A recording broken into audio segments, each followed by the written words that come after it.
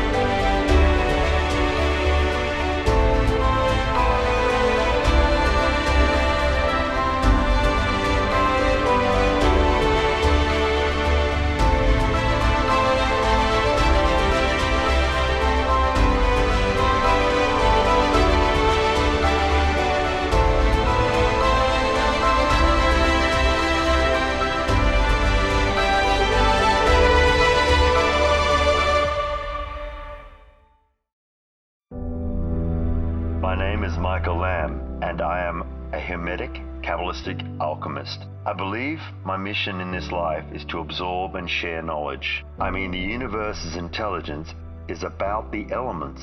It's all numbers, shape, color, sound, and vibration. As this relates to the astral, mental, physical, and of course the spiritual and akashic plane. It's all about the hidden occult mysteries, and this is what I need to teach. It is the key to electric, magnetic, electromagnetism, gravity, and immortality. It's my job to harmonize ancient Eastern and Western culture with philosophy, the tarot, the Kabbalah, and the Hermetic tree of life. This documentary aims to explore, explain, and express the basic alchemical principles, including the alchemical transmutation process. Together we will take a deep dive into alchemy's origins and its pivotal figures. We will define the difference between alchemy and modern science, between science-based and spiritual-based alchemists. We will debate the alchemical connection to the elements and to the cosmos, as well as provide insight into how an individual, a real, cognizant, coherent person, can activate profound powers through well-known Hermetic practices. The defining objectives of alchemy are varied, however historically have typically included the creation of the fabled philosopher's stone, the ability to transform base metals into noble metals of gold and silver, and the development of an elixir of life which confers youth and longevity. Alchemy is recognized as a proto-science that contributed to the development of modern chemistry, biology, physics, and medicine in general. Let's start by discussing whether alchemy is a pseudoscience or just the forerunner of the natural sciences.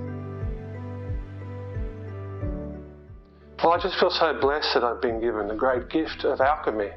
At the start, you do have to learn it, and you do have to do routines and learn your rituals, but once it becomes a part of your life and you switched on your energy body, then you're just naturally part of the universe, and there's an inner and an outer flow that you keep balance with. It's a bit like surfing. You don't actually have to go and do a ritual or anything. You just adjust to the environment that you're in. Spiritualizing matter. These two words. The spiritualizing of matter is what life undertakes. And alchemy is the process by which spirit, this, let's call it the universal content, seeks to inform itself into matter, seeks to imprint itself. Matter is by nature resistant, inert, although at a quantum level that's not true, but for the sake of for the tangible 3D world, matter is inert and dense and resistant to influence. Spirit is its exact opposite. It is energetic, penetrative. So these two forces meet in the world, the masculine and the feminine. This is the source of alchemy, polarity, and the two poles. We see it in the yin and yang in many ancient symbols throughout human culture. And this spiritualization of matter takes place through this imprinting principle. And it does so in 7 stages. And life itself goes through 7 stages to reach what we call the culmination of this journey. And this journey takes place in 7 kingdoms. These 7 kingdoms are the journey from matter to spiritualized matter, where matter itself is been so transformed, so alchemized, to be able to express the entirety of spirit without being destroyed. In my daily practice, I use a synthesis of ancient esoteric non-touch healing modalities that accelerates the body's innate abilities to balance and heal at all levels: physical, emotional, mental, and spiritual. Each movement triggers an alchemical transmutation of energies, which gives the healer the ability of mystical transformation and the highest level of order that enables problem solving and is life-changing, as well as the ability to become unlimited creator. I call it magic or miracle. Alchemical knowledge has presented itself to me in amazing ways in my life, and I was blessed. From the age of 12, all I really cared about was surfing. So 12 to 18, I literally watched every sunrise in the ocean and every sunset from the ocean. So I learned about the cycles of nature, the tides, the winds, the waves, and just the way our world works, an in-breath and an out-breath. Today, there's all sorts of ways I incorporate alchemy into my life. I watch the sunrise every morning still, and I give thanks in a prayer of gratitude for everything and for the day, and I send love to the world, and I do the same also at sunset. So alchemy and the alchemical transformation process is really at the heart of energy medicine. And in the context that I do my work and working with people, it's really about developing that transformation of magic and being connected to the earth medicine, and then using that throughout your life as a way of being. So the difference between modern science and alchemy is they just haven't quite met in the middle yet. I personally believe at some stage in the future they will merge into a one. Science is getting closer to that aspect. It's starting to figure out deeper aspects through quantum mechanics and those kinds of things. And eventually I think the two will merge into one. It may take some time, and it's a matter of science really starting to allow itself to progress further and understand the deeper levels and aspects of creation and reality, be able to really open up to the more spiritual aspect of science, and that I think at some stage they will merge into one. Alchemy is a forerunner for many aspects of chemistry, and yes, alchemy is the occult or the hidden law of the magical realms. To me, it's the key to unlock the mysteries in this world with the knowledge, awareness, and comprehension of wisdom that supports my intuition and my journey. The essential difference between alchemy and modern science is that alchemy is regarded as mysticism, like a bunch of old, bearded, smelly hermits in robes cooking up weird stuff in the kitchen, as opposed to scientists being clean and sharp and well-dressed in shiny white lab coats at the cutting edge of technological breakthroughs in chemistry, biology, physics, and the health and food industry. It's hilarious because one of the great founding fathers of modern science was Sir Isaac Newton, a well-known and highly successful alchemist.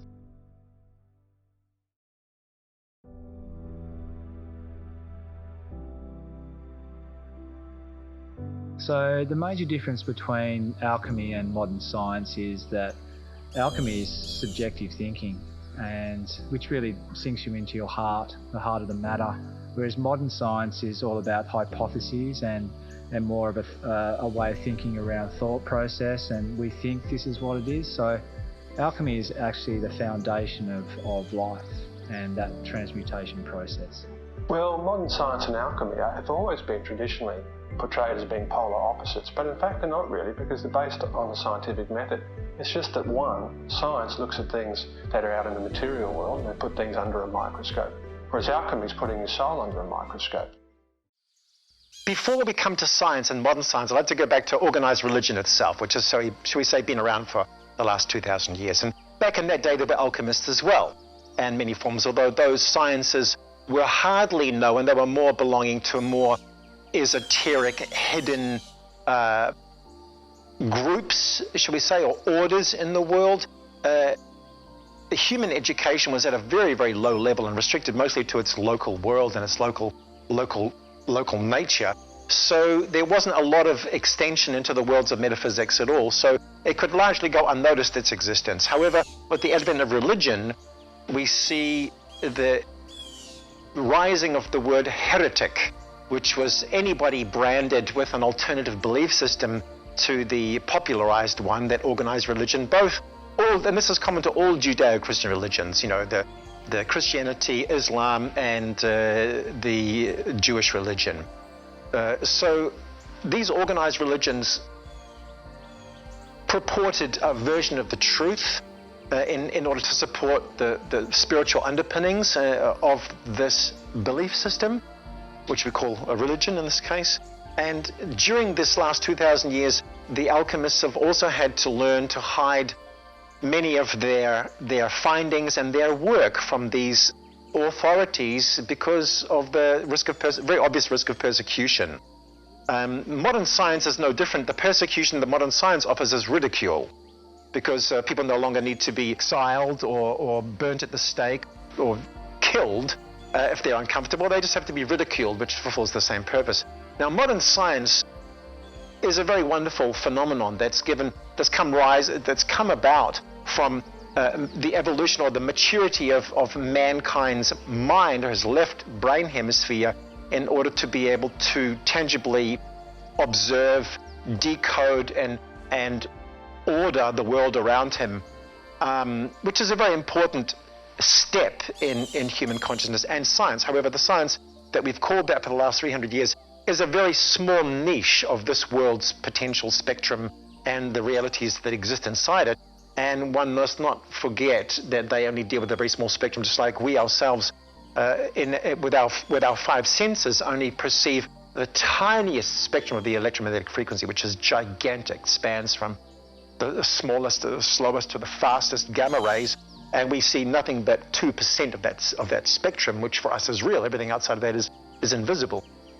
So the alchemists, you might say, had a much wider scope that they were dealing with. They were dealing with multiple dimensions, the effects of causality, energetic causality, into physicality, and learning how to mold with, again, as I mentioned earlier, the exercise of willpower, which gives mankind dominion over the quantum world, as we would call it today, which is responsive to intent and responsive to human thought.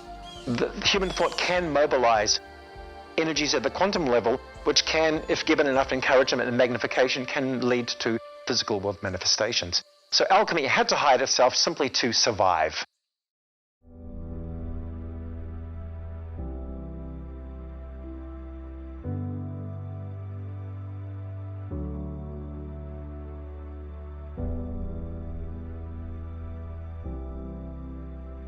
A philosophical movement named Transcendentalism emerged in the early 1800s in New England. At its heart was a debate on the belief that religion should focus on emotional experiences instead of through the application of pure logic and reasoning. This belief inherent on the understanding that people are good when not exposed to the corrupting nature of society and its various institutions. The followers of the New Age dogma perceive divine and cosmic context, knowledge, and events in the present and dismiss the existence of a mythical heaven and other planes.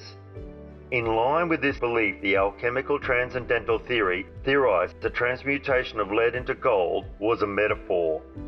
It only characterized the deliverance of the individual or the eradication of evil and the expansion of good, which highlighted personal awareness, the promise of a rebirth of sorts, and the practitioners joining with a celestial or divine source. Interestingly, the transcendental theory was successfully opposed by alchemical researchers due to the large amounts of historical documentation and varied artworks, which supported and depicted alchemists performing laboratory-based potion making in the physical realm.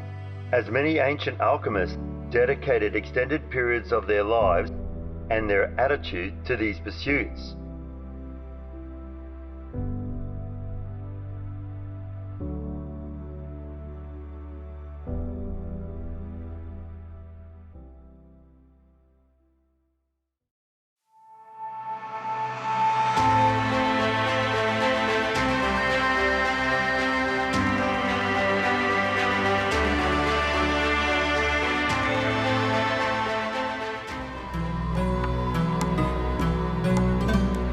Alchemy is believed to have originated in Atlantis and then moved to Egypt. The Egyptian beliefs in life after death and the mummification procedures that have been developed gave rise to rudimentary chemical knowledge and a goal of immortality. If you could purify the human vessel of carnal energies and selfish desires, perhaps you could attain immortality. The Atlantean Thoth, who migrated to Egypt after the Great Flood, later became the Adept King, named by the Greeks, Hermes Trismegistus. Hermes has several alchemical original documents attributed to him, most importantly, the Emerald Tablets of Thoth. The wisdom contained within the Emerald Tablets are the foundation of the ancient mysteries, containing much of the hidden heritage, history, ancient relics of this earth, planets, and our solar system. The Emerald Tablet are said to be the alchemist's equivalent to the Bible, Torah, and Quran, and has been described as the source of all things alchemical. It shares the deepest truths regarding the magical science. The Emerald Tablets consist of 12 distinct emerald green tablets formed from a substance created through alchemical transmutation. It is said that it knows all that man has ever known, shall know, and will know.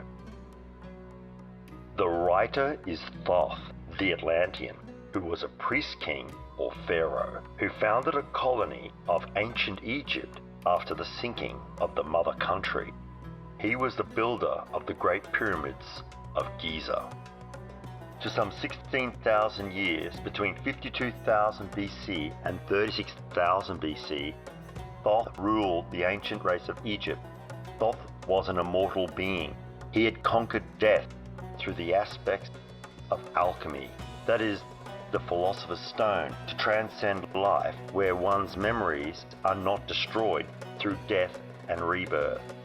Thoth is certainly one of the more mythical and controversial figures in alchemy, and some people don't even think that he existed, but they attribute his sayings, the Emerald Tablets, to the Egyptian priest. But Thoth, or what I would like to call him as truth, is mathematical universal laws. He's the God that actually maps out the universe. Those things don't change. So even if he didn't exist as an avatar in ancient Egypt, he exists as a consciousness which can create himself on certain levels. So he's as real as you and me, even realer, because it's the universe, and that's what holds it all together, is his laws. During the later ages, the spirit of Thoth passed into the bodies of humans in the manner described in the tablets. In one of his most well-known beings is Hermes Trismegistus, the messenger of the gods. In this incarnation, he left the writings known to modern occultists as the Emerald Tablet, and later a far lesser exposition of the ancient mysteries. The tablets were left in the Great Pyramid in the custody of the Amun-Ra priests. In around 1300 BC, ancient Kem, or Egypt, was in turmoil,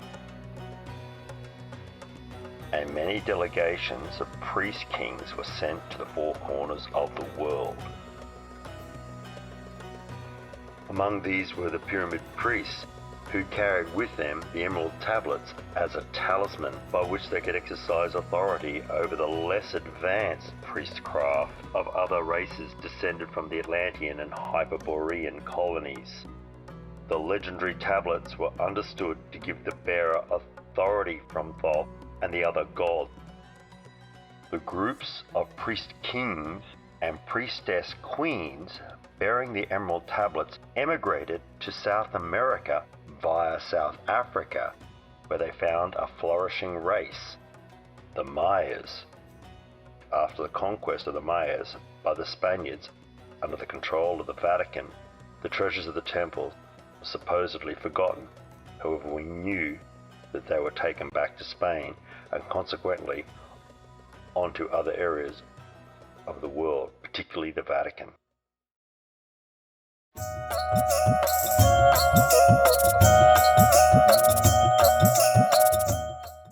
Indian or Vedic alchemy was strongly related to metallurgy. In fact, Nagarjuna, renowned Indian metallurgist and alchemist, spent a great deal of his life in the search for immortality and was proficient in the extraction of iron and mercury through Indian alchemical practices. Metals were worked with and steel was invented.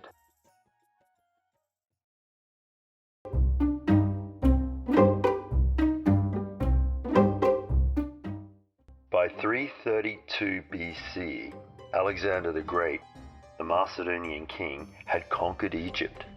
It is believed that Alexander himself discovered and removed the emerald tablets in and from the tomb of Hermes. At this same time, many of the greatest Greek philosophers began to study their Egyptian counterparts.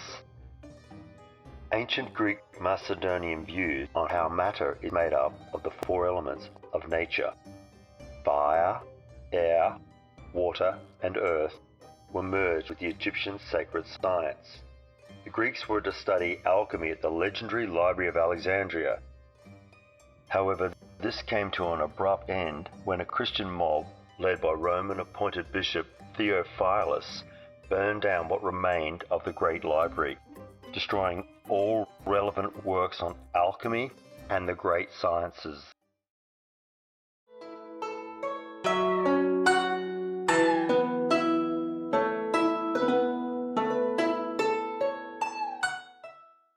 Wei Buyang, a notable writer and alchemist of the Eastern Han dynasty, wrote The Kingship of the Three, a manuscript which contained the first chemical recipe for gunpowder. Unlike the Greeks and the Western form of alchemy, the Chinese version developed independently within China, practiced by Taoist monks. The monks pursued both the outer and inner elixir of life, the outer being the minerals, plants, and animals which could spiritualize the body and prolong life, and the inner elixir of life, the use of meditation and exercise techniques such as qigong and breathing to enhance and stimulate the qi life force of the body. Lao Tzu, a legendary philosopher and alchemist, bestowed upon Chang Tao Li, the first Taoist master, a mystical treatise which allegedly led to the latter successfully creating an elixir of life.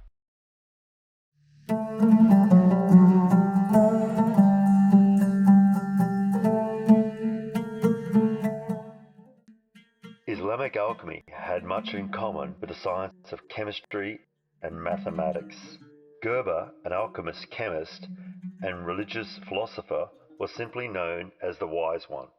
He was born into Mesopotamia and is seen as the greatest of all alchemy adepts following Hermes. Al-Kindi, an Arab philosopher, physician, music theorist, and polymath mathematician, as well as Avicenna and Uzbekistan, Persian polymath, physician, astronomer, philosopher, writer, and the father of early modern medicine, both refuted transmutation during the Islamic Golden Age. Rhazes, an Arabian alchemist, physician, chemist, philosopher, became famous for his alleged practical displays in the art of transmutation of the base metals into gold, and also his statements concerning how the planets influence the metallurgical formations of crystals and metal structures under the Earth's surface.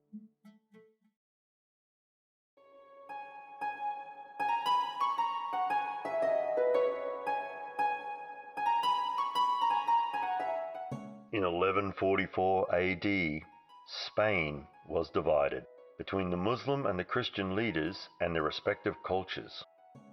Robert of Chester, Arabic-Latin translator, composed the Decomposition Alchemy, the earliest dated tome of a Western alchemical treatise.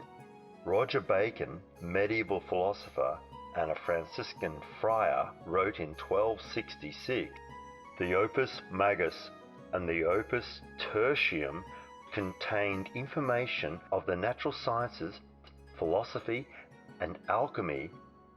Between 1508 and 1512 AD, Michelangelo, Italian painter, sculptor, architect, and poet of the High Renaissance, was commissioned to paint the Sistine Chapel ceiling by the Vatican. The pivotal design, the creation of Adam, an image that depicted God reaching across to make a connection to man. It contains a hidden alchemical symbol. It is the shape of a human brain outlined by God's billowing shroud. The image depicted that God's greatest gift to creation is consciousness. In 1643, Sir Isaac Newton was born and was described by many as a super-rationalist saint, a logical mathematician, physician, astronomer, theologian, and author. However, what is not known widely is his secret obsession with alchemy and his extensive compositions on the subject.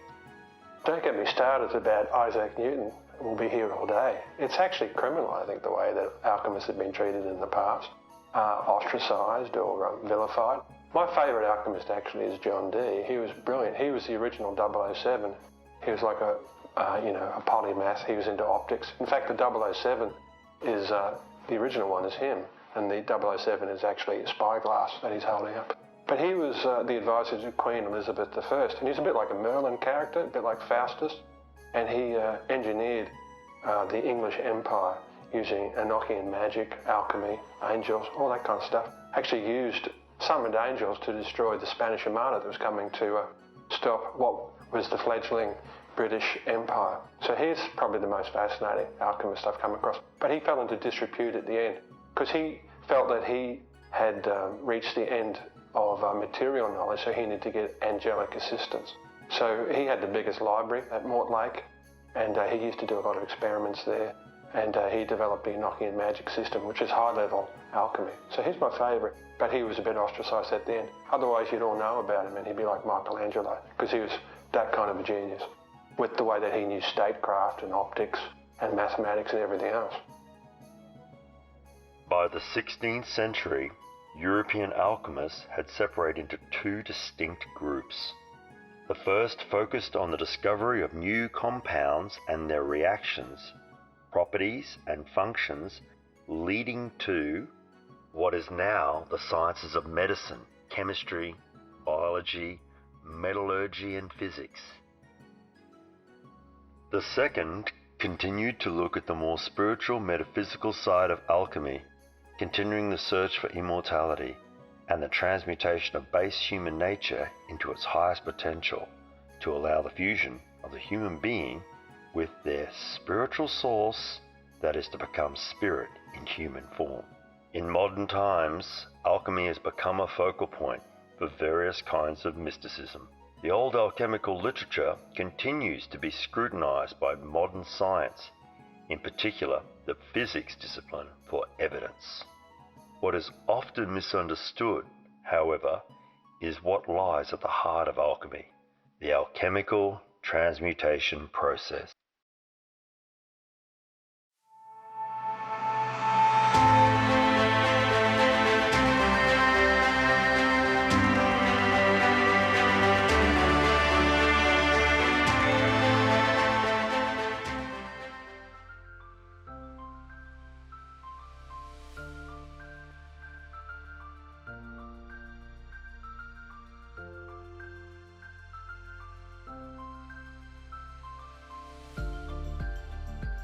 Carl Gustav Jung argued that the alchemical process was the transformation of the impure soul, that is lead, to the perfected soul, which is gold, and that this was the true meaning of the alchemical transformation and the metaphor. Jung is right, of course, as when you really get into alchemy, you start to sense, to hear, to feel, to see the infinite connections through civilizations, empires, cultures, and all the philosophies, through architecture, through religions, mathematics, geometry, art, biology, physics, chemistry, dance, poetry, archaeology, astrology, and astronomy, and even through literature. And this is how it's been explained through the whole of time by the great ones.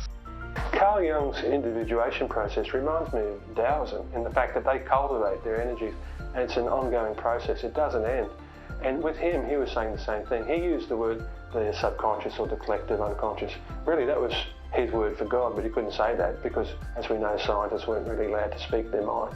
But I totally agree with him that it's an unending process. And he himself actually went through many years.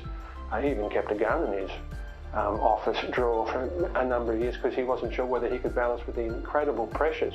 But once he came through that, people that were around him would say they felt like they were out in the universe, like the walls would be dissolving, because for him the boundaries were very transparent.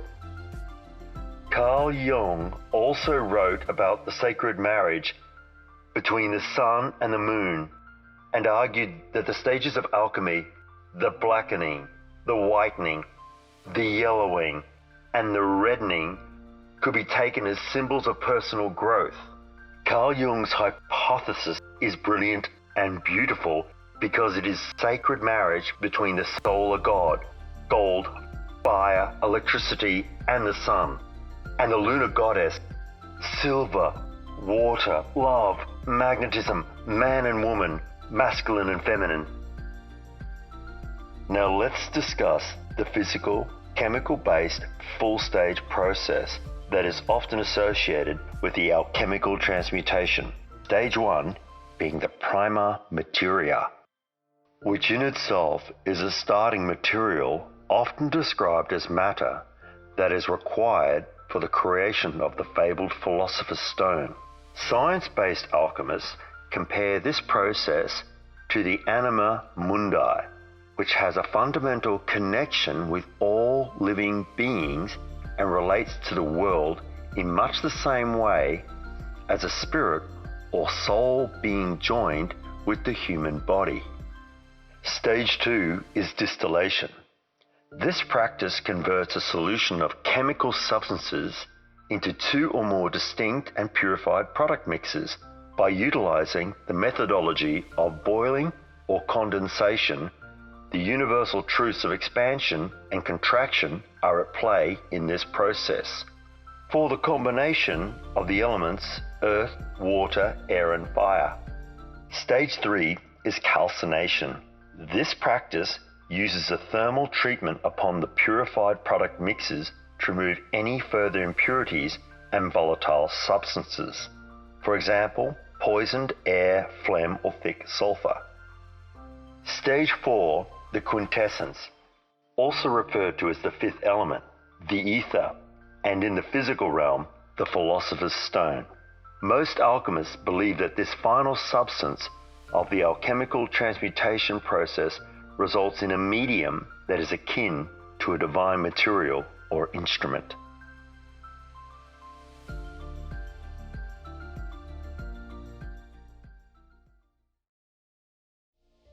I feel this transmutation at both the physical and metaphysical levels, and it's truly amazing the way they interact with each other, and just that, in a sense, the physicality of who we are is such a small part of who we really are. A great example for me was when I finished investment banking. I had this sudden urge to do a fast, and I found some literature through a really random kind of way that convinced me to do a 10-day fast with colonics and just on basically cleansing myself. And the effect it had was astounding. I was just light. I was pure light, and insects were swarming all over me. I was hugging people. I was drinking peppermint tea. It changed my worldview. A voice in my head was telling me, don't buy shares in companies that are, involved in mining. I mean, this was back a long time ago. So it's truly amazing, and you can feel this interconnection.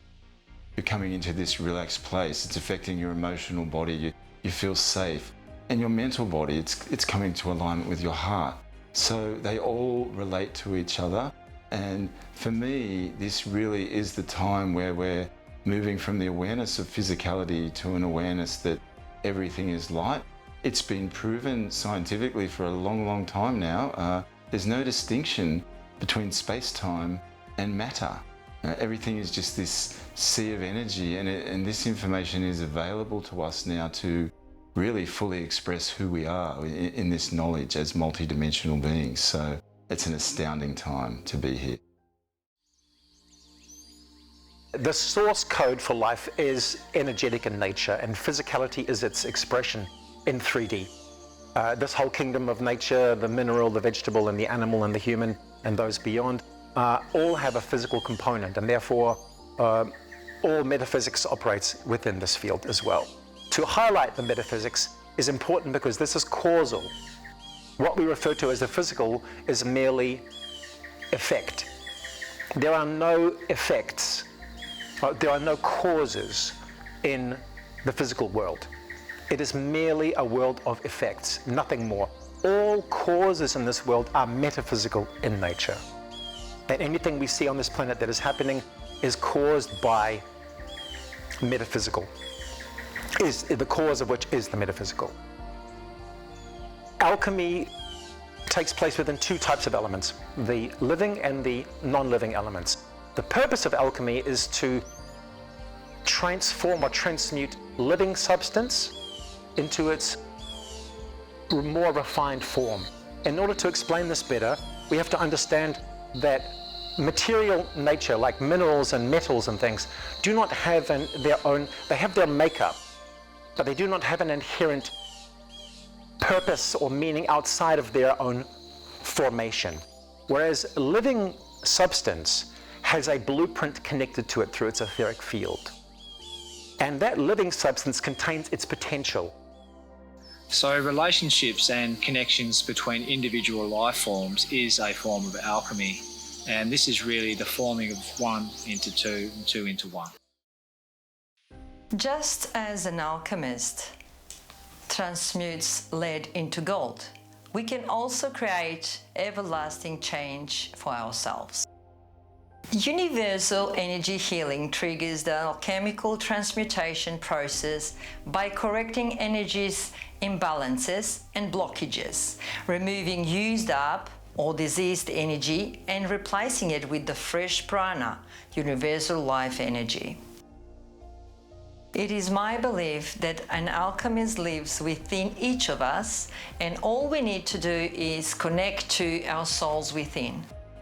Well, I've always taken the metaphysical approach to alchemy because I found that the approach of trying to make gold in your lab is a path for suckers. Not only that, if you actually did make gold, I suppose the price of gold would go down. But for me, I've got enough food, I live in a good land, so I don't have to worry about those kind of things. But the real gold for me is the inner gold of being able to be linked to the universe. And that's something that money can't even buy, a joy and happiness and sense of wonder. The scope of work of today's mathematicians seems more controlled by organizations they work for example, a university. I can imagine this is due to the unexplainable point where the logic of maths and science hits the magic, well, the quantum field, and no longer makes sense to modern mathematicians due to the inability to be repeated in a reliable manner.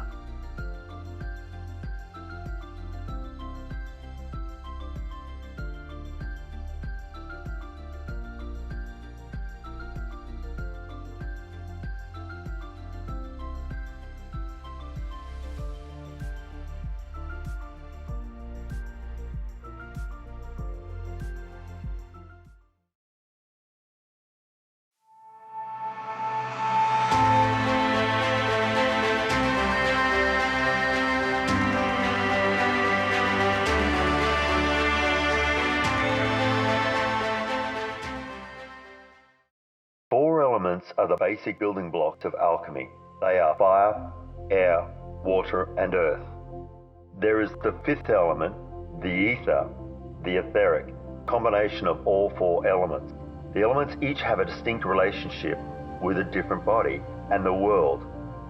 The earth to the physical body and the material world, the water to the astral plane and the emotional world, air to the mental body and to the mental world, fire to the spirit and to the spirit world. Building the elements within each of the bodies gives the alchemist inner strength through visualization, meditation, and concentration to create movement throughout the inner spheres, planes, and worlds. This prepares the alchemist for the fifth element, the quintessence.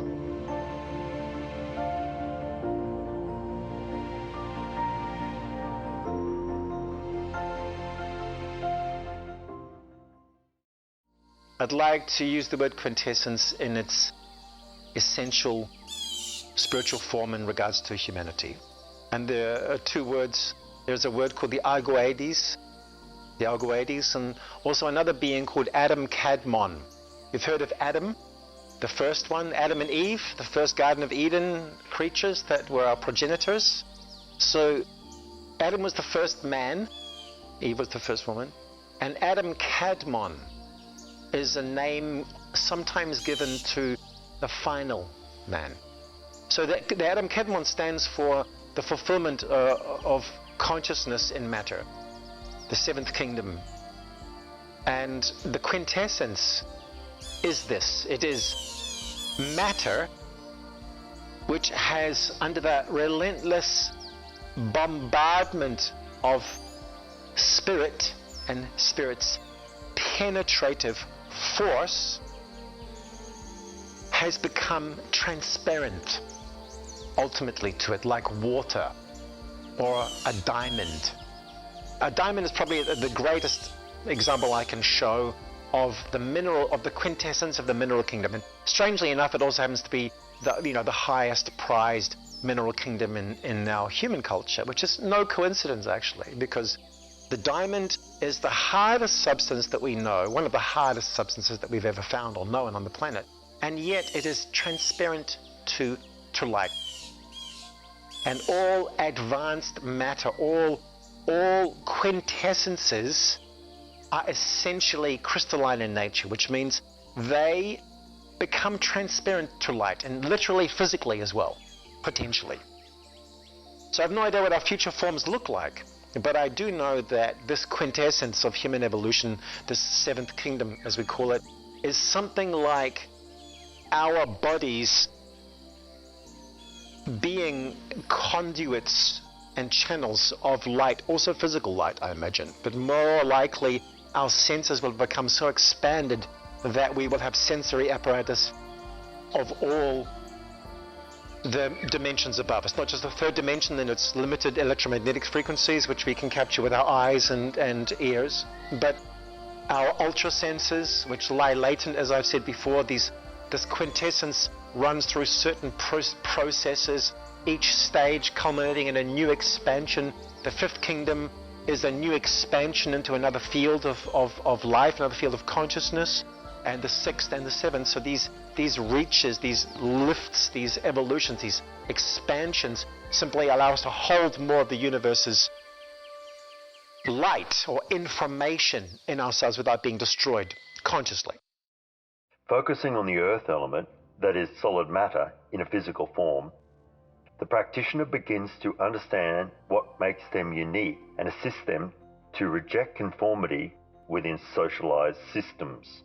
The water element, which is the liquid state, may also represent emotion, which opens the individual to the power of manifestation.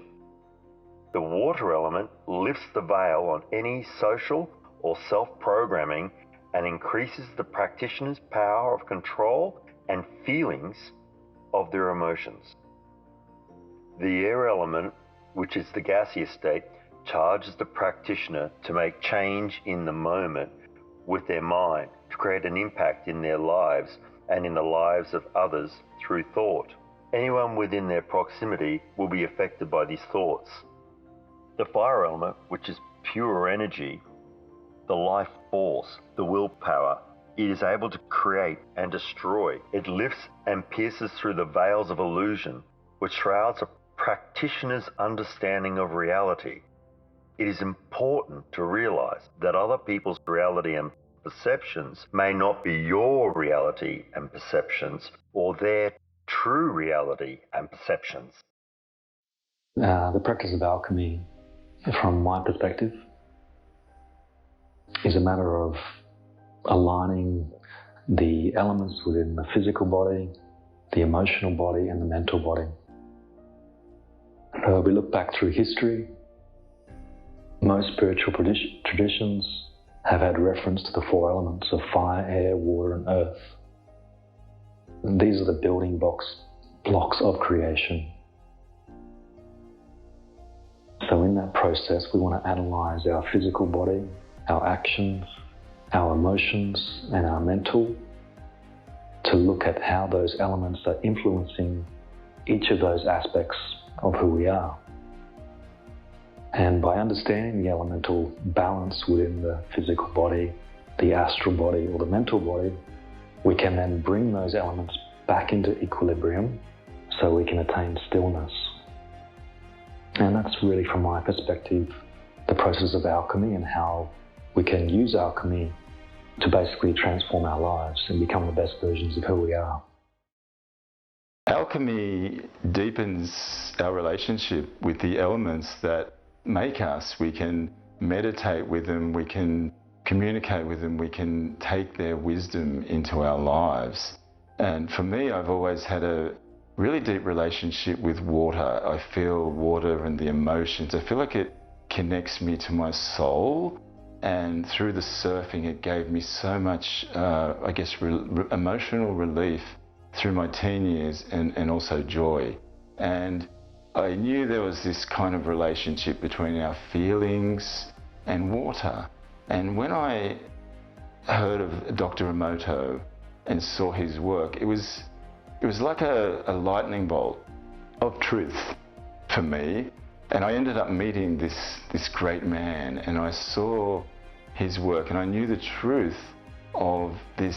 You love having these beautiful crystalline patterns, and it showed the geometries and the beauty of the higher frequencies to allow light to refract in accordance with sacred geometric miraculous patterns, and the darkness kind of just is like this sludge that just stops everything. That was important evidence for me, and I really looked into the work of Victor Schauberger and the ability of the vortex to structure water. And I was actually involved in a venture that was looking to try and get people more accepting of water vortexing. It was going to give out these products in poor areas.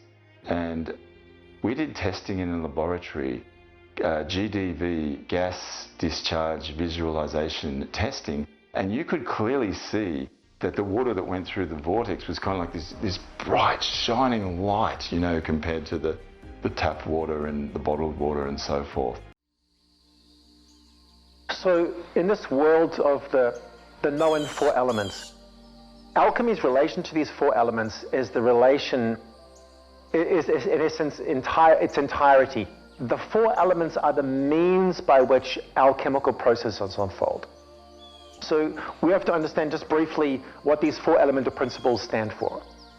And to break that down, we have to go back into the esoteric understanding or the Hermetic understanding of of the makeup of the world, the makeup of the universe, in fact, because as above, so below, all things are made in the same way.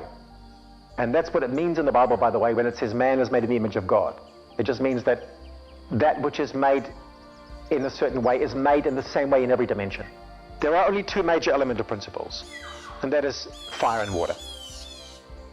Fire and water are the quintessential sources of polarity in the universe. We call that plus and minus.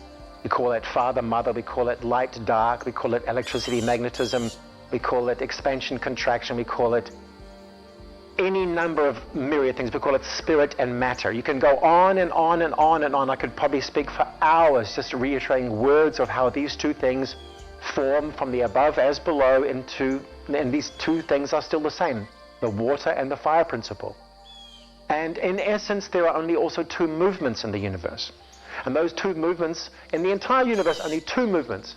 And that is expansion and contraction. And we have that, the fire principle, denoting the yang, masculine will aspect of the divine, is expansive in nature. And we have on its counterpart in the yin, the magnetic, the dark, we have the water contraction energy. And these two principles are the principles by which all things are made, sustained, and destroyed. Now, the air principle is actually a balancing principle between fire and water. So, air contains both heat and moisture, for example. It can hold both. It's an intermediary between hot and cold, between fire and water, between electricity and magnetism. So in the human being, look at our biology.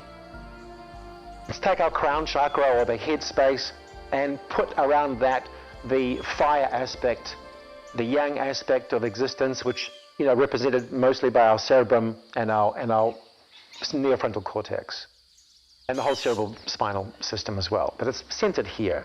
Then we have around the solar plexus the entire aspect of water.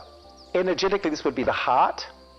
So metaphysically, we would have it around the mind, the 5D aspect, which is, this is the 5D center of our physical being, where we receive and transmit 5D frequencies, which we call thoughts.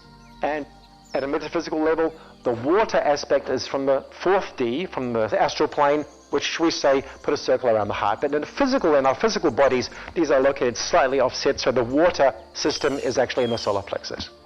Okay, whereas all our digestive fluids happen, and we digest through water principles. Even though it's chemical fire, it's also a watery principle. This we also can see how water can contain fire and fire can contain water. So in between these two, the lungs. This is the intermediary between fire and water in our body. So let's come to the fourth element. What is the principle of earth? And what role does it play when everything is made, sustained and broken with the expansion and contraction principles, with the air element as an intermediary, as a balancer, should we say, holding things in balance? The earth element is simply the manifestation principle of the universe. So you take an idea, for example, and the manifestation principle is putting that idea through pen onto paper, or typing it into a keyboard.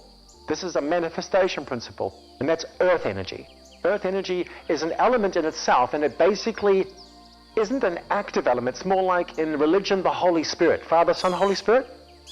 Another interesting trilogy there. So the Father, the Son represent the fire, the water, and the Holy Spirit actually represents the earth principle. Manifestation down through dimensions. So let's call it the universal blueprint takes place at a very, very high level.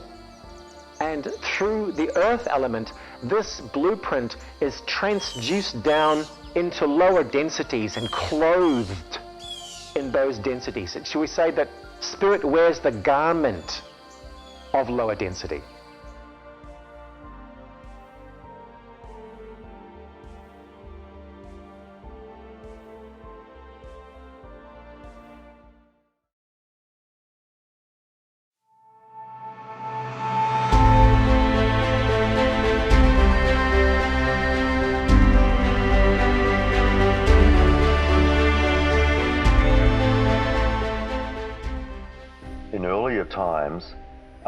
incorporated knowledge from the astrology discipline, and due to this, many alchemical emblems or symbols connected to the celestial planetary bodies, each planet believed to preside over a metal and an energy with the planet's location and its adjacency to other planets, altering the said metal's composition. This is the Kabbalistic tree of life, which represents consciousness and superconsciousness and depicts the planetary order. The planet Earth, also known as Gaia or terra firma, allows humanity and all life forces such as the animal, plant and mineral kingdoms to become attuned with its seasons, cycles and other life forces present that in our world ensure a balance which occurs through the exchange of energies. This exchange results in a divine celestial connection. Silver is the moon's metal. Its composition and movement, when altered, affects the tides, the oceans, and the rivers on Earth.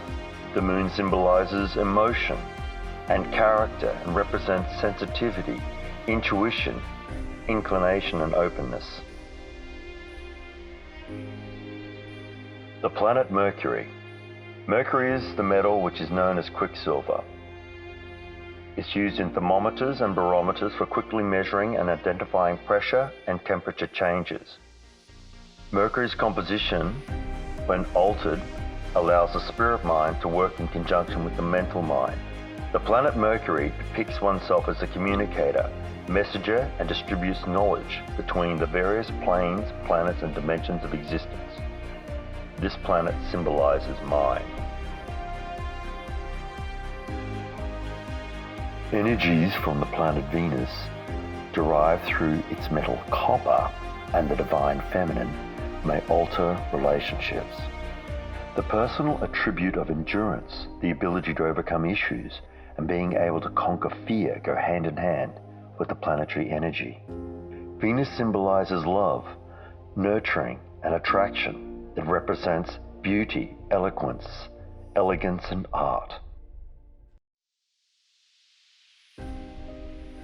Gold is the sun's planetary metal and is regarded by most alchemists as the most revered of all the metals associated with the solar system. If gold's composition is altered, a person may project through feelings onto another person, animal or plant, or even within an object. Gold is a phenomenal electrical conductor. It's associated with such deities as Helios and Ra. The sun holds the universal life force and represents the energy of the ego, identity, and at its heart, consciousness, and all connections to the life force. Iron is to the red planet Mars and its main metal. Its composition, when altered through the fire, affects the personal attributes of awareness, motivation, strength, growth, and enthusiasm.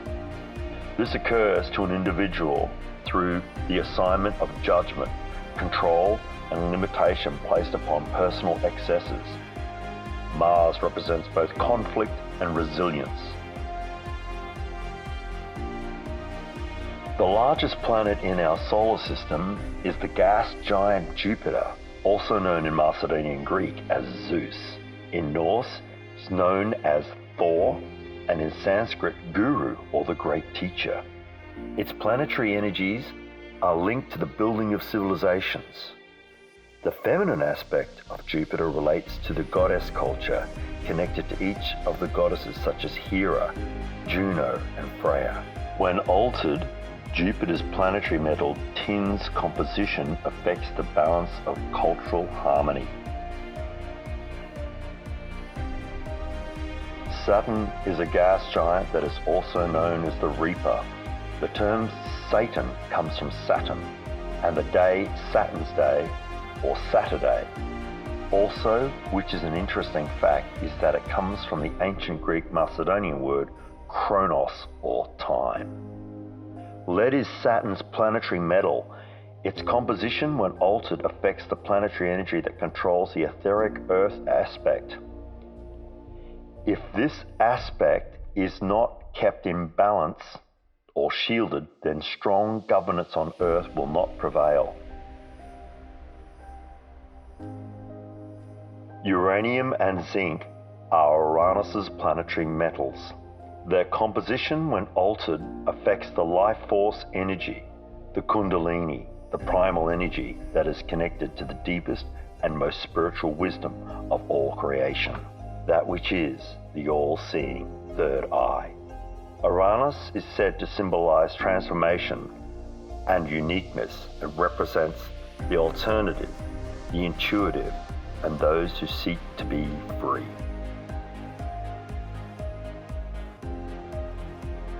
Cobalt and Neptunium are Neptune's planetary metals.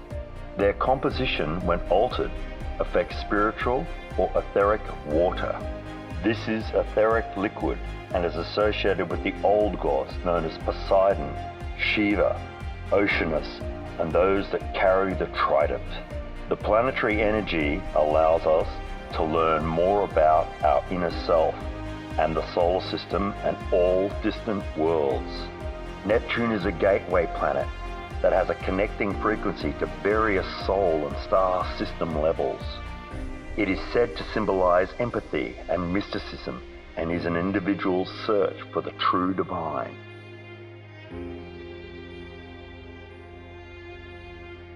The planetary energy, knowledge, and mythology that surrounds the planet Pluto and its pseudonyms such as Hades and the underworld leads to renewal and rebirth due to Pluto being ruled by subconscious or under-earth, inner-earth forces.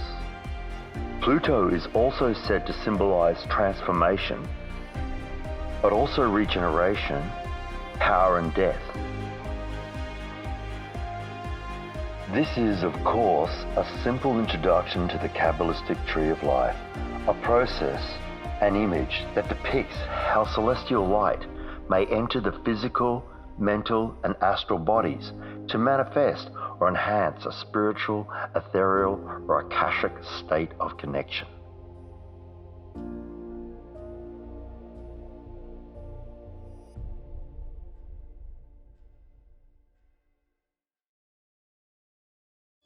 All planetary systems and all solar systems, by the way, all sun systems, especially suns themselves, much more than planets, are sources of very intense, very high frequency, very sentient 5D energy.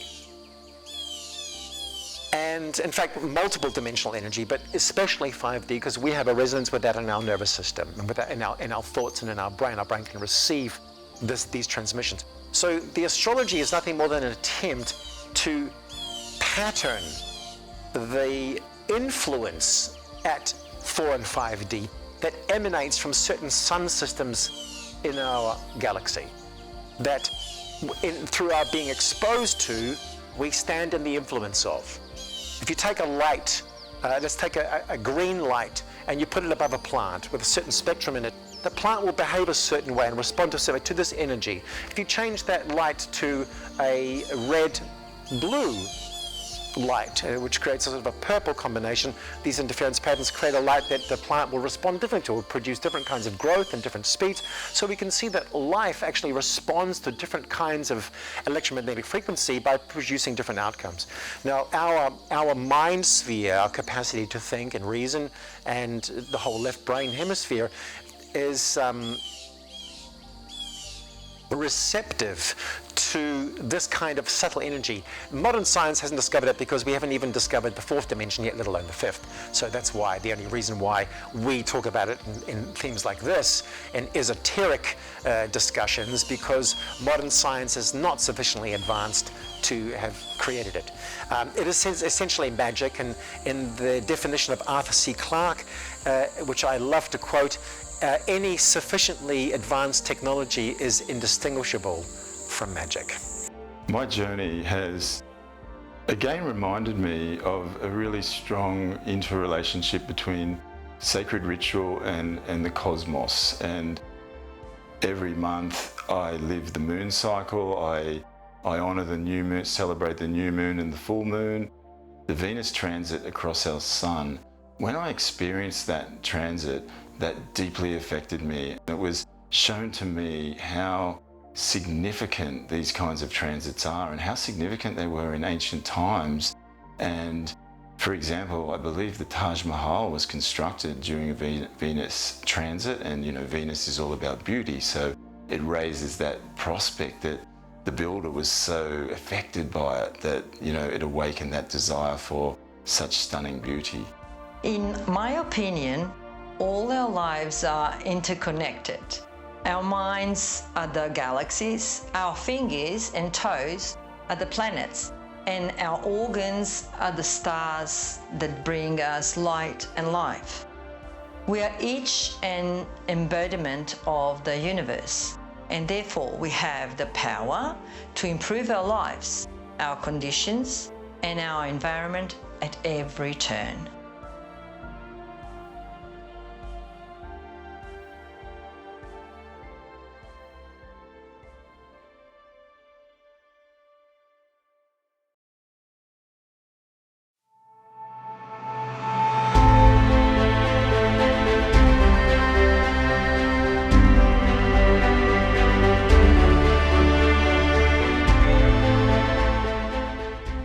So how does a person activate their profound powers?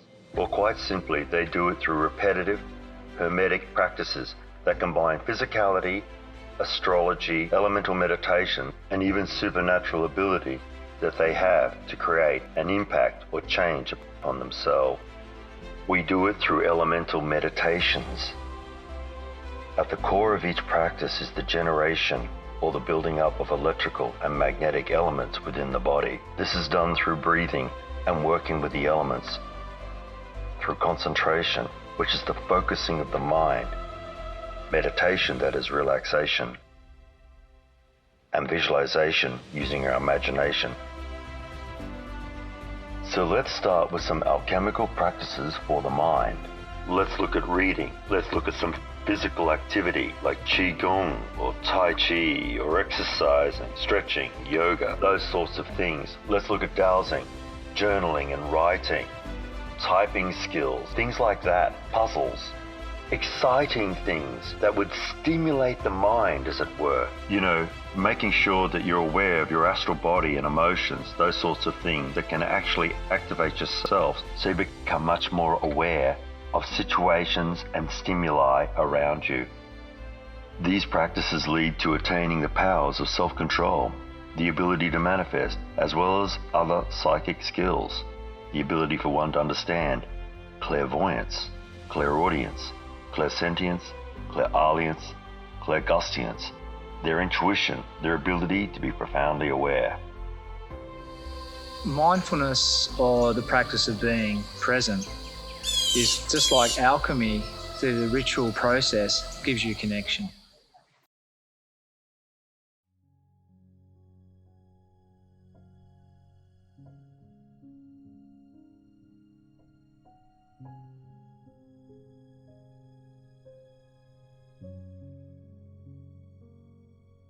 What we're trying to do is become a silent observer to any thought that enters our mind. Doesn't matter how good or how bad the thought is or how interesting the thought is, you just want to avoid touching or interacting with that thought. So we create a separation between our observing mind and the thought itself.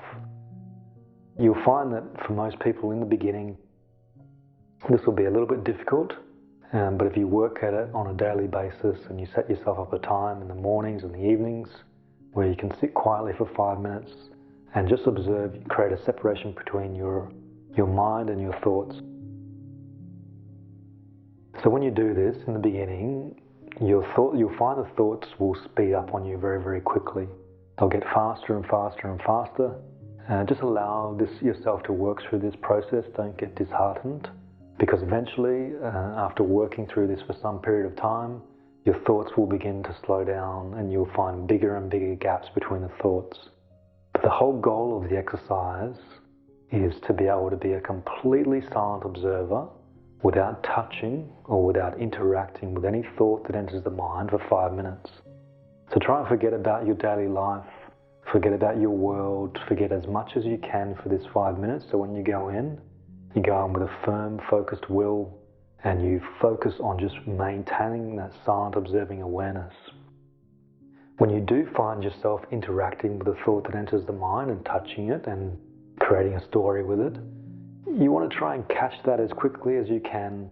And again, don't feel any disheartening with that. Just welcome your awareness back to the silent observing and let that thought go and come back to silently watching. We want to keep working through that process of recognizing that we're interacting, let go of the thought, bring it back to observing, and just keep working through that process. You can get yourself a set of beads if you like for this process, just hold them in your hand. And each time you find yourself interacting or touching a thought that enters the mind, you move one bead. So at the end of the 5 minutes, you can come out and say, oh, okay, I touched 50 different thoughts. I interacted with 50 thoughts during that 5 minutes. Tomorrow I'm going to try and do 49. And you keep working through that process until you can maintain that complete silent observing awareness for 5 minutes without interacting or touching any thought that enters the mind. Remember that we're not, in this process, we're not trying to stop the thoughts in any way. You can allow them to be there, but just avoid touching them, avoid interacting with them. If you have a calm mind, you can also tap into your energy body, so that can make you feel more zen, more connected to where you are, calmer. The other thing is that most people actually think that they're their thoughts. You're actually a consciousness underneath that. It's a bit like if you have a glass of red cordial, people think, oh, okay, this is what I am, but you're actually the water. And that water, as we all know, is also linked to the ocean. So if you have a practice of mindfulness, you get into the habit of creating an energy flow where you recognise that you're actually your underlying consciousness. Doesn't mean you lose your personality, but let's just say your roots go down into something that's universal and eternal.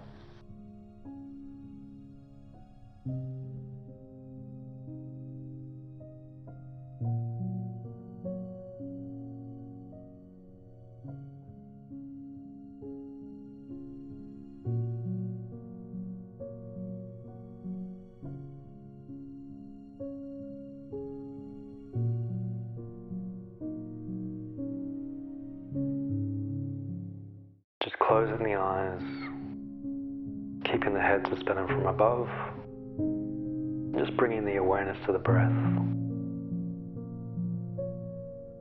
becoming aware of the physical body,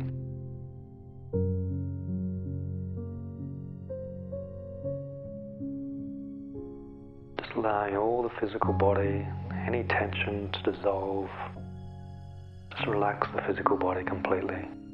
Allow everything to relax and fall away.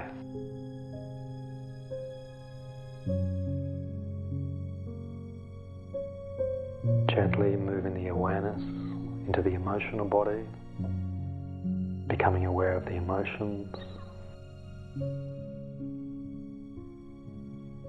Breathing in the feeling of relaxation in on the in-breath. And then releasing any tension and stress out of the emotional body on the out-breath. Just allowing all the emotions to settle and become completely relaxed. Gently moving the awareness into the mental body, into the mind. Again, drawing in the feeling of relaxation directly into the mind. And allow any stress or tension within the mind to fall away on the out-breath. Just allowing all the thoughts to settle. And the goal of the exercise is to maintain a completely silent observing awareness without touching or interacting any thought that enters the mind. Bring the willpower up, focus completely on the exercise, and just avoid touching any thought that enters the mind.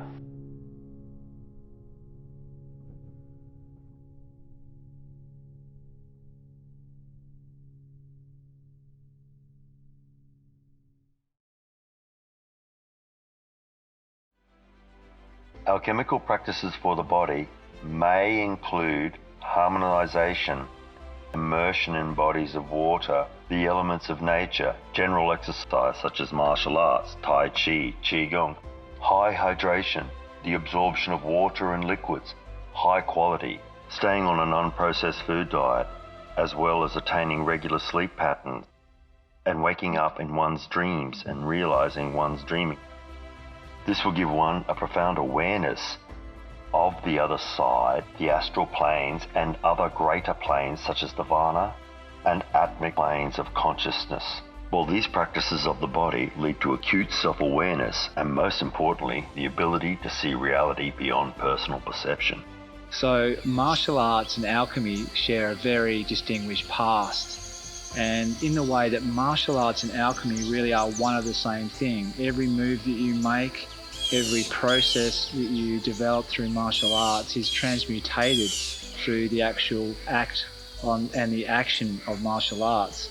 It's very ancient, and it's really at the foundation of a way of being as well. The flow, connecting into your chi, and then allowing that to transform in movement and defense in my particular case. And the martial arts is just literally alchemy.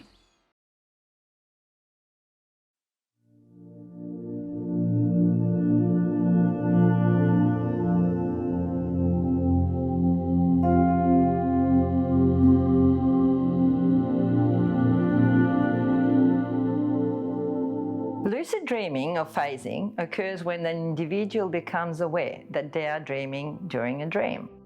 Ancient Greek philosopher Aristotle, in his treatise on dreams, appears to be the first official record of a lucid dreaming experience, as it describes a moment of self-awareness during a dreamscape. The term lucid dream has been attributed to Frederick van Eden, a Dutch psychiatrist who wrote a 1913 paper titled A Study of Dreams. So I hear you now ask, why attempt to lucid dream or phase? The reason I practice this alchemical art is that over time you realize that you are a spirit in a body. You free yourself from the fear of death and you gain new worlds to explore. There are several processes and techniques to achieve lucid dreaming. Some people are naturals and travel through the astral planes each night.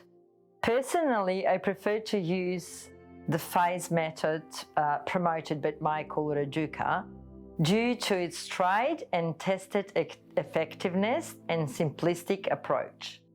In particular, the indirect method, which is performed upon the body awakening while the brain is just coming out of the REM sleep, which is of course means that the door of the other realms is still ajar.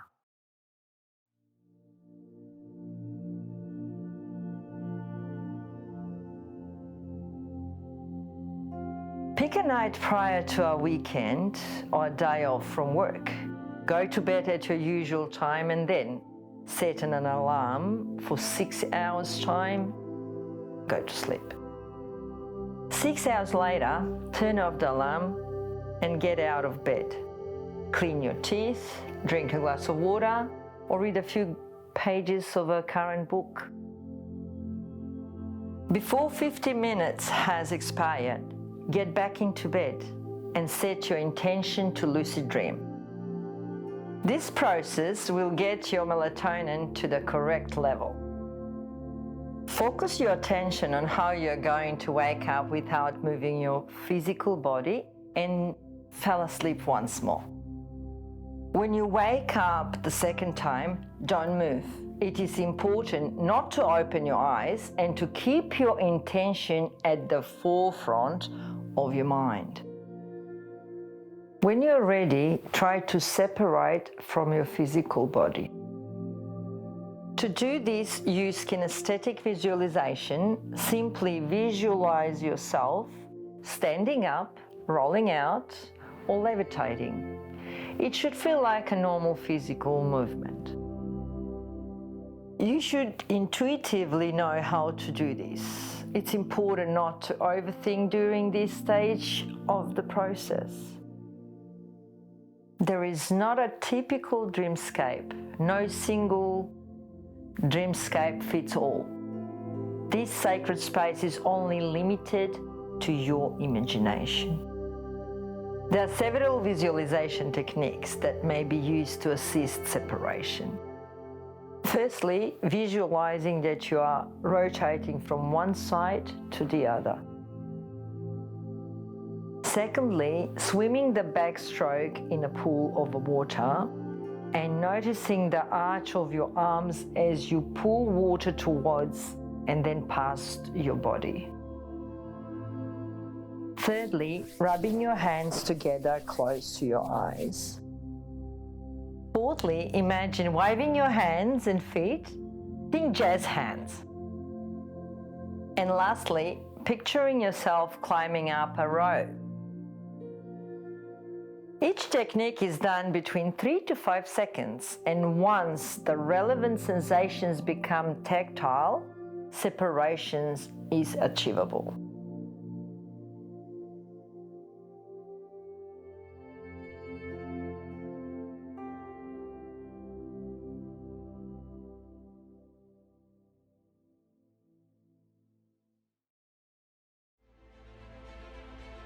The alchemical practices for the soul or the astral body, which are meditation, deep breathing, varied spiritual understandings of different religions, philosophies and practices, plus creativity. Your imagination is key here, going beyond the norm, going through and understanding the deeper aspects of other cultures and ways of life.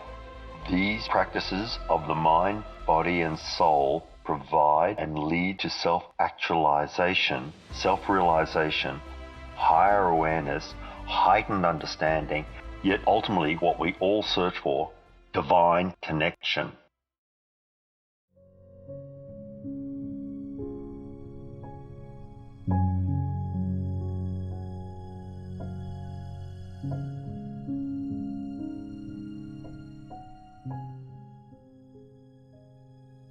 In the beginning, we generally do what's called the meditation of the silent.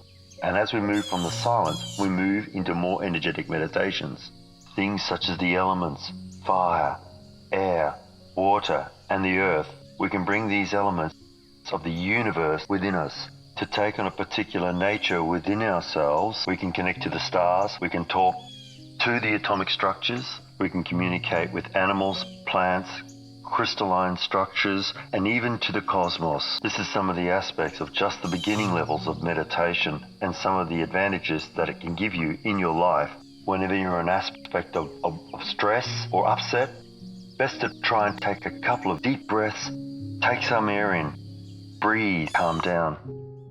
Meditation is one of the best ways to calm our mind storms and dissolves the walls of our unawareness. It gives us permanent access to happiness, mental peace, and life energy, and opens the real power of our mind. Morning meditation is more potent than a cup of coffee. Starting the day with a 20-minute meditation practice activates the parasympathetic nervous system and releases energy-boosting endorphins.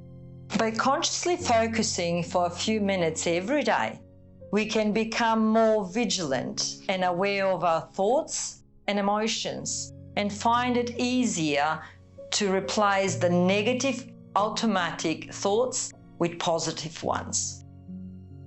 Well, for me, meditation isn't so much about getting a clear mind. I use it to actually tap into energy, because for me, if the energy changes, then you enter a different reality anyway.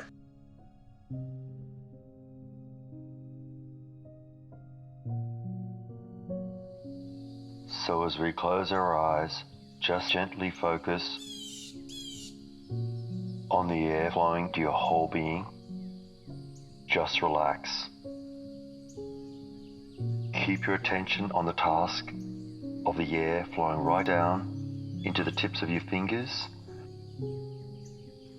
flowing through your chest, into your abdomen, down through into your thighs, down to your lower calf, and down to the tips of your toes. Imagine the air flowing and moving around your whole being as you are calm, gently breathing in rhythm. 2, 3, 4, 5, 6, 7. Out. 2, 3, 4, 5, 6, 7. And repeat in your own time, in your own rhythm. I am in harmony with my inner self. I am in harmony with my inner self.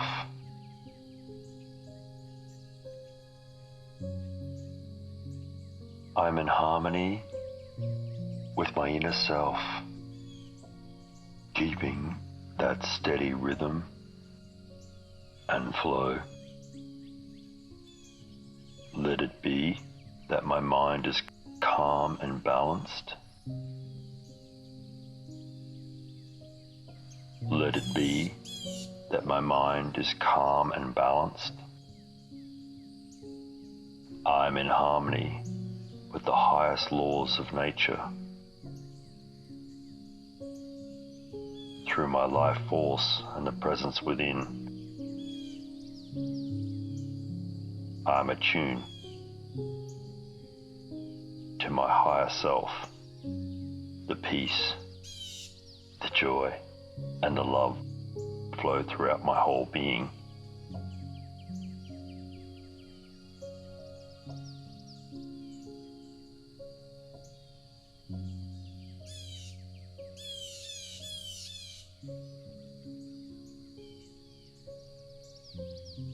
And let peace, joy, love and bliss flow throughout my home and my family.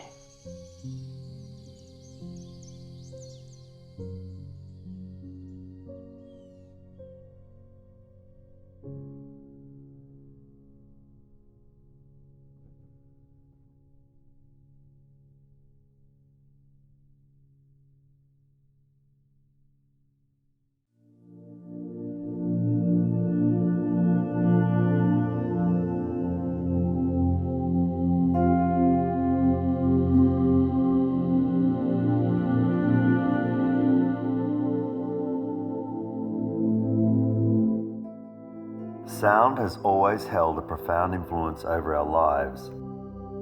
From the rhythm of our heartbeat to the symphony of nature, it resonates within us, connecting us to the very essence of existence. Through the marvel of Nikola Tesla's toroidal harmonic energy activation resonance circle, more commonly known as the arc, we will embark on a journey of transformation. The arc differs from more traditional sound therapeutic methodologies, as it emits frequencies that interact with the energetic architecture of the body, activating dormant potential and facilitating deep restoration. The arc is a testament to Tesla's brilliance and his unwavering commitment to unraveling the mysteries of energy and vibration, as well as the interconnectedness of sound and consciousness. It is a sonic sanctuary, an ethereal space where frequencies merge, creating a profound sense of balance and harmony within the human mind, body, and soul, and generating the magic or divine frequency. Tesla, the revolutionary inventor and visionary, understood this intrinsic connection and sought to harness the harmonizing potential of sound for the betterment of humanity. At the heart of the arc lies the concept of toroidal energy fields, a dynamic force that permeates the universe. Inspired by nature's toroidal forms, the arc acts as a conductor, gathering the primal vibrations that surround us and channeling them into a therapeutic symphony.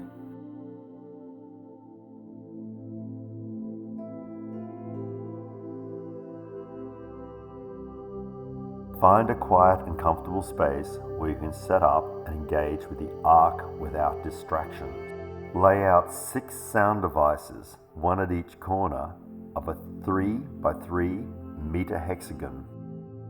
Each sound device emitting one of the 6 transformative frequencies: 180 Hz, 270 Hz, 360 Hz, 450 Hz, 540 Hz, and 630 Hz.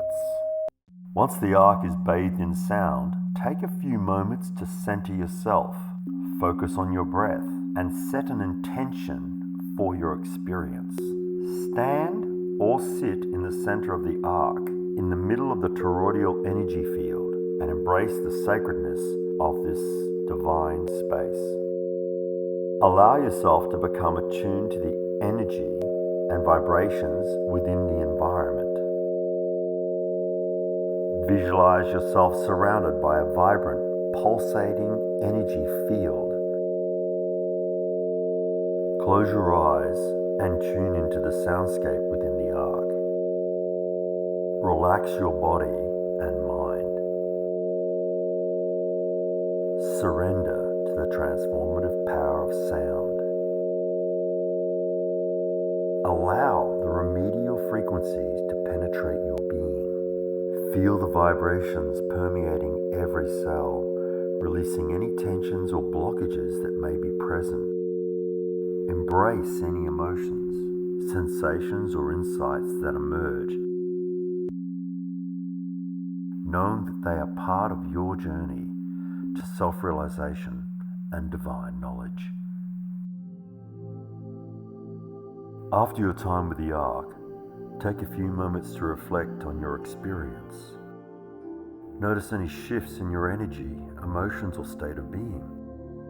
Offer thanks for the restoration and rejuvenation you have received.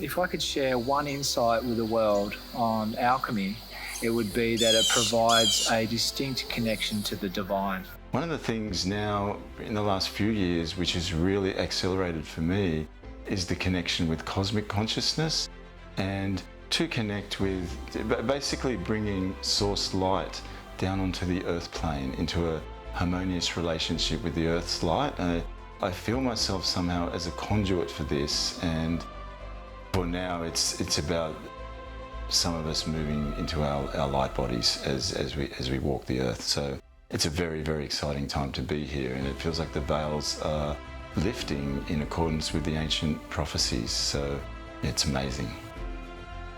I will say that alchemy will play an ever-increasing role in human culture, human science, and human evolution, simply because we've only just begun to unlock this latest cupboard of mysteries, some of which contain alchemical secrets and alchemical phenomenon. But as we come to identify the realms of nature that extend upwards from us, that we partake in, that we participate in, as we become more conscious of that participation, astrally, i.e. emotionally, mentally, we will begin to understand and see around us alchemy operating non-stop. This transmutation, this process of light ever penetrating matter responding with resistance, slowly adapting, slowly accommodating, slowly also receptive, although resistant matter is also receptive, inherently malleable like clay, like wet clay, formable and adjustable. It just does this energetically with the force of evolution, or the intent of evolution, which is the creation of the highest kingdom in the universe, which can hold all of the universe's vibrations inside it. So there is no question that alchemy will play an increasing role. Pseudoscience, it will only stay as long as this mainstream science addiction plagues our society and constricts it and suffocates it under the guise of promoting it and prolonging it. Through alchemy, the magic of transformation works for me. my loved ones, and my clients. It will work for you too, if you're open to it. There is a deeper aspect of all of us that we can tap into, and it's just a matter of this alchemy system, or working with energies and the elements and those kinds of things. It gives you a definitive gateway, and it's not the only gateway.